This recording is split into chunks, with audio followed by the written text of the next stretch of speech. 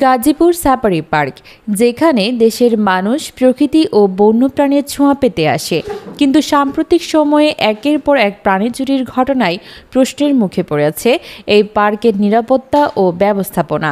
23 March রাতে African জাতের 3টি লেমুর চুরি হয় এই পার্ক থেকে। ঘটনা ঘটে পার্কের বেষ্টনীর নেট কেটে। 24 মার্চ শ্রীপুর থানায় একটি অভিযোগ দায়ের করা হলেও মামলা হয় 15 দিন পর 7 এপ্রিল। এখনও উদ্ধার হয়নি 2টি শাবক ও একটি প্রাপ্তবয়স্ক লেমুর।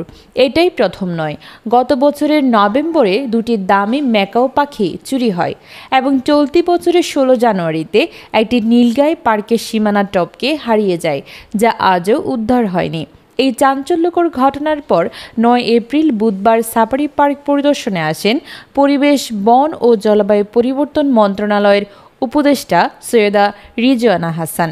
তিনি কোর্স সাফারি, হাতিশালা, লেমুরশালা পশু হাসপাতাল সহ বিভিন্ন এলাকা ঘুরে দেখেন। উপদেষ্টা হাতিশালায় গিয়ে হতাশা প্রকাশ করেন। তিনি প্রশ্ন তোলেন, যদি হাতির পায়ে শিকল দিতে হয় তাহলে সাফারি পার্ক কেন? চিড়িয়াখানা হলেই হতো। চিকিৎসাধীন চিতাশাবকের গায়ে হাত বুলিয়ে তিনি পশু হাসপাতাল ঘুরে দেখেন এবং চিকিৎসকদের কাছ থেকে খোঁজ খবর নেন। 2018 সালে বিমানবন্দরে পাচারকালে উদ্ধার হওয়া 2টি লেমুর সহ অন্যান্য বিপন্ন প্রাণী এই পার্কে হস্তান্তর করা হয়। লেমুর জোড়া প্রথমবারের মতো 2টি শাবক দেয়, কিন্তু এখন সেই পরিবারটিই নেই। পরিদর্শনে উপদেষ্টার সঙ্গে ছিলেন বন অধিদপ্তরের প্রধান বন সংরক্ষক, জেলা প্রশাসক, পুলিশ সুপার এবং সাফারি পার্কের কর্মকর্তারা।